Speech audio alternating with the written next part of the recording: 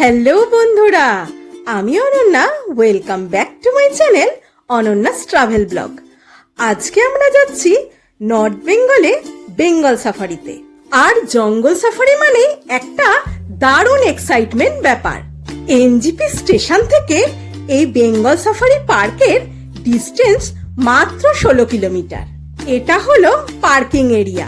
আমরা গাড়ি পার্কিং করে এগিয়ে চললাম বেঙ্গল সাফারি করতে। বেঙ্গল সাফারি তো এখন আমরা এখান থেকে জঙ্গল সাফারি করতে যাব। আমরা আমাদের গাড়িকে পার্কিং করে নিয়েছি, করে এখন এই রাস্তা ধরে যাব সাফারি করতে।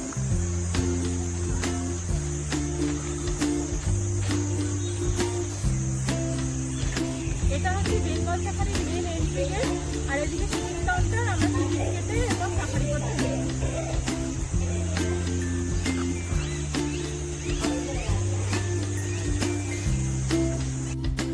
এটা হচ্ছে টিকিট কাউন্টার। এখান থেকে টিকিট কেটে নিতে হবে ঢোকার আগে। এখানে এন্ট্রি টিকিটের সমস্ত প্রাইস চার্ট দেওয়া আছে। এখন আমরা এন্ট্রি গেটের মধ্যে দিয়ে ঢুকে গেছি টিকিট কেটে। আমরা গ্র্যান্ড সাফারি নিয়েছি 400 টাকা করে টিকিট, আর ক্যামেরার জন্য এখানে 100 টাকা করে এক্সট্রা চার্জ নিয়েছে। তো টোটাল আমাদের পড়েছে 900 টাকা, আর আমাদের দুজনের টিকিট 50 রুপিস করে 100 রুপিস পড়েছে। এই সাফারি পার্কটা কিন্তু খুবই সুন্দর। বিভিন্ন রকম ফুলের গাছ, এছাড়াও নানা রকম গাছগাছালি দিয়ে সাজানো। বড়দের সাথে বাচ্চারা এলে তাদের আরো ভালো লাগবে। এখানে দুরকম সাফারি করানো হয়, একটা হচ্ছে গ্র্যান্ড সাফারি আর একটা কম্বো সাফারি। এর মধ্যে গ্র্যান্ড সাফারিতে বাঘ, হরিণ, ভাল্লুক আর চিতাবাঘের সাফারি করানো হয়, আর কম্বো সাফারিতে শুধুমাত্র বাঘ আর হরিণের সাফারি করানো হয়। আপনারা চাইলে সাফারি না করেও পার্কটা পায়ে হেঁটে ঘুরে দেখতে পারেন। তার জন্য এন্ট্রি ফি শুধুমাত্র 50 টাকা লাগে।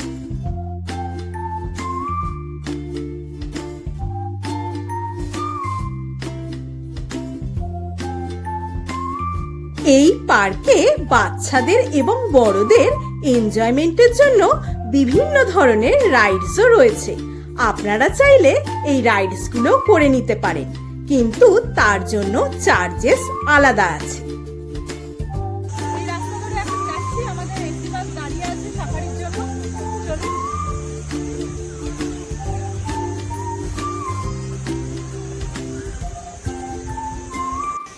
তো এটা হচ্ছে আমাদের সাফারির কার, এটা করে আমরা যাব সাফারি করতে। এখন বাসের মধ্যে উঠে বসে পড়েছি। এরপর আমাদের গাড়ি ছেড়ে দিল জঙ্গল সাফারির উদ্দেশ্যে। আমাদের গাড়ি পার্ক ছাড়িয়ে আস্তে আস্তে সাফারির জন্য জঙ্গলের দিকে এগোতে লাগলো।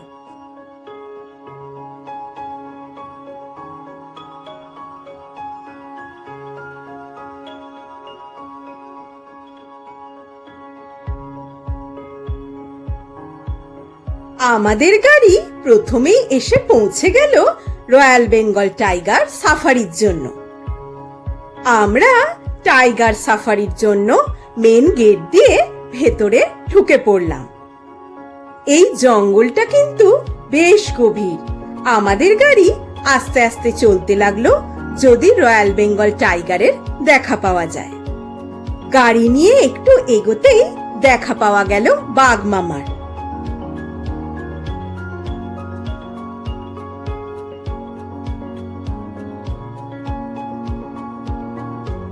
আমরা এখানে গাড়ি নিয়ে কিছুক্ষণ দাঁড়িয়ে ফটোশুট করে আবার এগিয়ে চললাম নেক্সট সাফারির দিকে। এরপর আমাদের গাড়ি এগিয়ে চলল লেপার্ড সাফারির দিকে। জঙ্গলের মধ্যে এরকম বেশ কিছু জায়গায় জলাশয় করে দেওয়া রয়েছে। বন্য জীবজন্তুরা যাতে জল খেতে আসতে পারে তার জন্যই এই ব্যবস্থা। আমাদের গাড়ি গভীর জঙ্গল পেরিয়ে কিছুটা এগোতেই দেখা মিলল এই লেপার্ডের।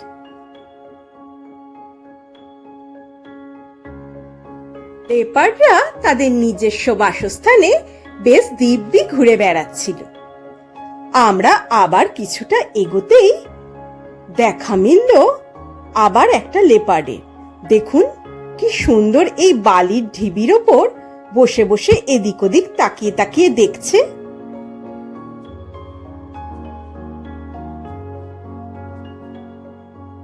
আমাদের গাড়ি এসে দাঁড়াতেই যেই ওনার ছবি তোলা হয়েছে অমনি বিরক্তভাবে অন্যদিকে মুখটা ঘুরিয়ে নিল।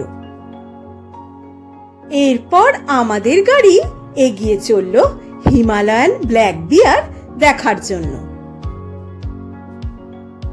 জঙ্গলের মধ্যে বেশ অনেকটা জায়গা জুড়ে একটা সল্ট পিট করে দেওয়া রয়েছে, বন্য জীবজন্তুরা যাতে এখানে এসে তাদের খাবার খেতে পারে।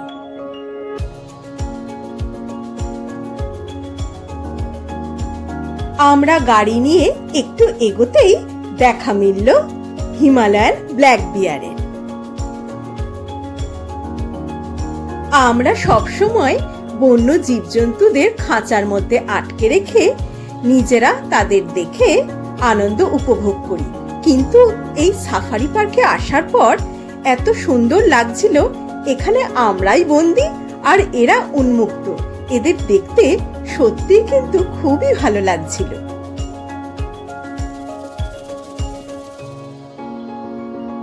হিমালয়ান ব্ল্যাক বিয়ার দেখে কিছুটা এগোতেই দেখা মিলল বন্য শুয়োরের।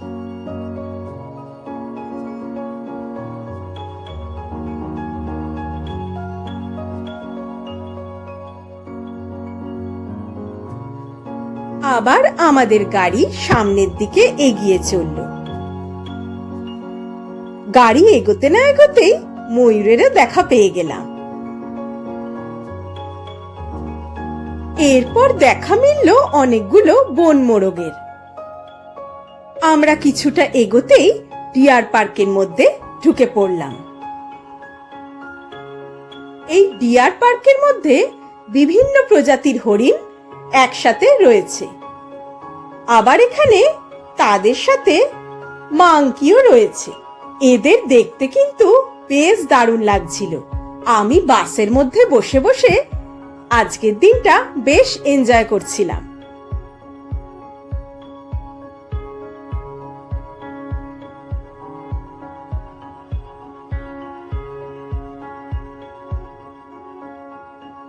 আপনারা চাইলে এই পার্ক ভিজিট করার আগে অনলাইনেও টিকিট বুকিং করে এখানে আসতে পারেন।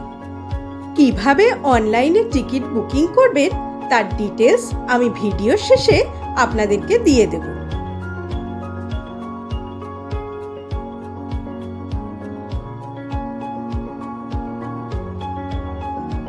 ডিয়ার পার্ক দেখা হয়ে গেলে আমাদের আজকের মতো এই 1 ঘন্টার গ্র্যান্ড বেঙ্গল সাফারি কমপ্লিট হয়ে গেল।